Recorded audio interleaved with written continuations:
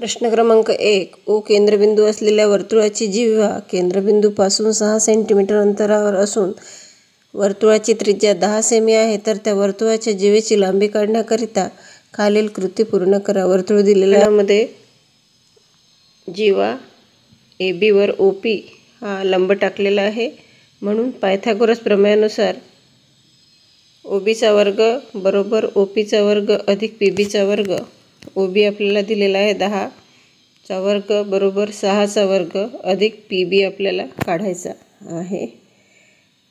10 चा वर्ग 100 आणि 6 चा वर्ग 36 अधिक PB चा वर्ग. PB चा वर्ग आपल्याला 100 - 36 बरोबर 64 मिळालेला आहे, म्हणून PB बरोबर वर्गमूळ 64. PB बरोबर 8. 64 हा 8चा वर्ग आहे, म्हणजेच 64चं वर्गमूळ 8 आहे. आता आपल्याला जिव्हेची लांबी विचारलेली आहे, तर PB आपल्याला मिळालेली आहे. जेवढी PB आहे तेवढीच AP आहे, कारण त्याचे 2 समान भाग झालेले आहेत, म्हणून AB बरोबर 2 गुणिले PB आणि PB आपली 8 आलेली आहे, म्हणजेच आपल्याला वर्तुळाच्या जिव्हेची लांबी इथे 16 मिळालेली आहे. प्रश्न क्रमांक 2. ओ केंद्रबिंदू असलेल्या पुढील वर्तुळाचे निरीक्षण करून जिव्हेची लांबी काढा. इथे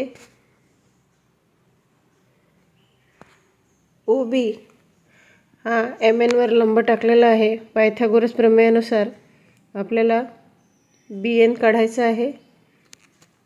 दोन बाजूंची लांबी दिलेली आहे, तर ON चा वर्ग बरोबर OB चा वर्ग अधिक BN चा वर्ग. ON 13 आहे, OB 5 आहे. 5 चा वर्ग 25 आणि 13 चा वर्ग 169. तर 169 मधून 25 गेले 144. BN चा वर्ग आपल्याला 144 मिळालेला आहे आणि जेवढी BN आहे तेवढी BM आहे. BN 144 चे वर्गमूळ 12, म्हणून BN 12 मिळालेली आहे. जिव्हा आपल्याला काढायची आहे. MN बरोबर 2 गुणिले BN. 2 गुणिले 12 बरोबर 24. प्रश्न क्रमांक 3. एका वर्तुळातील सर्वात मोठ्या जिव्हेची लांबी 10 सेंटीमीटर असून वर्तुळाच्या केंद्रबिंदूपासून 3 सेंटीमीटर अंतरावर एक दुसरी जिव्हा काढली, तर त्या दुसऱ्या जिव्हेची लांबी किती असेल? रफ आकृती आपल्याला काढून घ्यायची आहे. वर्तुळ आहे, सर्वात मोठी जिव्हा म्हणजे वर्तुळाचा व्यास, तो 10 सेंटीमीटर दिलेला आहे. त्याच्या केंद्रबिंदूपासून 3 सेंटीमीटर अंतरावर दुसरी जिव्हा आपण काढून घेतली, त्याला नाव दिलं CD. पायथागोरसचा प्रमेय आपण इथे लावू आणि OD बरोबर OP चा वर्ग अधिक PD चा वर्ग. आपल्याला PD काढायचा आहे. 5 चा वर्ग 25 आणि OP चा वर्ग 9. आपल्याला इथे PD चा वर्ग मिळालेला आहे 16 आणि 16चे वर्गमूळ आहे 4. तर आपल्याला PD 4 मिळालेला आहे. जेवढा PD आहे तेवढा CP आहे. जिव्हा CP बरोबर 2 गुणिले PD. 2 गुणिले 4 बरोबर 8. 8 ही दुसऱ्या जिव्हेची लांबी असेल.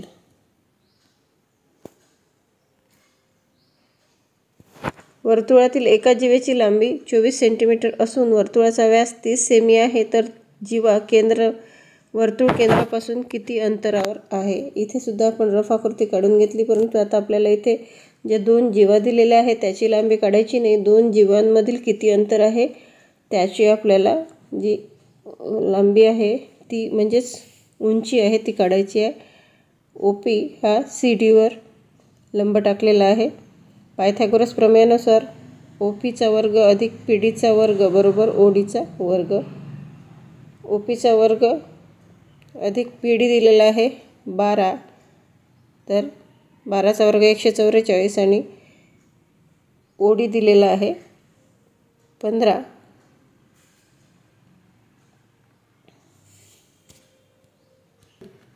15 चा वर्ग 225.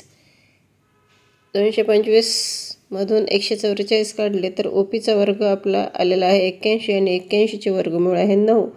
जिव्हा वर्तुळ केंद्रापासून 9 सेंटीमीटर अंतरावर आहे. प्रश्न क्रमांक 5, सोबतच्या आकृतीचे निरीक्षण करा व कंसात दिलेल्या माहितीच्या आधारे रिकाम्या जागा भरा. कंसात काही शब्द दिलेले आहेत. ओ केंद्रबिंदू असलेल्या वर्तुळात रेख OB ही वर्तुळाची त्रिज्या आहे. रेख AB आणि रेख CD या वर्तुळाच्या जीवा आहेत. जर मेजर अँगल AOB बरोबर मेजर अँगल DOC आहेत तर मेजर कंस AXB बरोबर मेजर कंस DYC. प्रश्न क्रमांक 6, सोबतच्या आकृतीचे निरीक्षण करून कंसात दिलेल्या माहितीच्या आधारे रिकाम्या जागा भरा. रेख AB वर्तुळाची जीवा असून कंस AYB हा विशाल कंस आणि AXB हा लघु कंस आहे.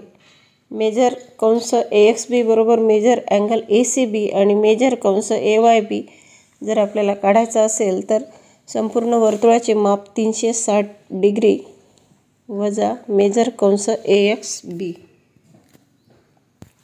उदाहरण क्रमांक 7, खाली दिलेल्या आकृतीमधील वर्तुळात व्यास AC आणि व्यास BD हे एकमेकांना लंब आहेत तर कंस ARB एकरूप कंस BSC एकरूप कंस CPD हे सिद्ध करा. इथे आपल्याला उकल दिलेली आहे. आपल्याला काही रिकाम्या जागा फक्त भरायच्या आहेत.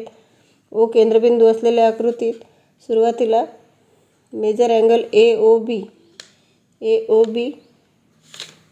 बरोबर मेजर अँगल AOD बरोबर मेजर अँगल COB बरोबर मेजर अँगल COD बरोबर 90. म्हणून मेजर कंस ARB बरोबर मेजर कंस AQB बरोबर मेजर कंस BSC बरोबर मेजर कंस CPD बरोबर 90 अंश. कंसाशी संगत कोण एकरूप असल्यास कंस एकरूप असतात म्हणून कंस ARB कंस BSC एकरूप कंस CPD हे सिद्ध होते.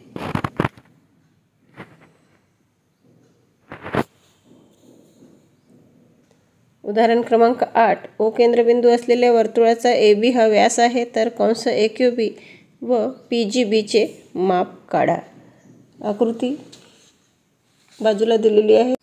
असलेल्या शेजारील वर्तुळ आकृती इथे दिलेली आहे. सुरुवातीला आपण AQB या अर्धवर्तुळाचा विचार करू. AQB मध्ये AOQ अधिक QOB बरोबर 180. 180 हे अर्धवर्तुळाचं माप आहे. तर AOQ आपल्याला दिलेला आहे 110 आणि मेजर अँगल QOBचं माप माहिती नाही, ते आपल्याला काढायचं आहे बरोबर 180. म्हणून मेजर अँगल QOB बरोबर आपल्याला इथे 70 मिळालेले आहेत. मेजर कंस AQB बरोबर 180. आता जे खालील अर्धवर्तुळ आहे त्याचा विचार करू. ओ केंद्रबिंदू असलेल्या शेजारील वर्तुळ. आता इथे आपण AOP अधिक POB बरोबर 180 असं लिहून घेऊ. 180 हे अर्धवर्तुळाचं माप आहे. AOP आपल्याला 75 दिलेला आहे. POB काढायचा आहे बरोबर 180. म्हणून माप कोन POB बरोबर आपल्याला इथे 180 ने 75 म्हणजेच माप कोन POB बरोबर 105 आपल्याला इथे मिळालेला आहे. म्हणून मेजर अँगल POB बरोबर मेजर कंस PGB बरोबर 105. इथे आपण AQB आणि PGB या कंसांची मापे काढलेली आहेत. या ठिकाणी वर्तुळ जीवा व कंस हा 17वा पाठ आपण बघितलेला आहे. यामधील कृती सोडवलेल्या आहेत. व्हिडिओ जर तुम्हाला आवडला असेल तर लाईक करा. चॅनलवर नवीन असाल तर चॅनलला सबस्क्राईब करा. आणि गणित, इंग्रजी, विज्ञान वर्ग 7वी व 8वी या वर्गाच्या कृतीपुस्तिका तसेच कार्यपुस्तिका पाहण्यासाठी चॅनलला अवश्य एकदा भेट द्या. Thanks for watching.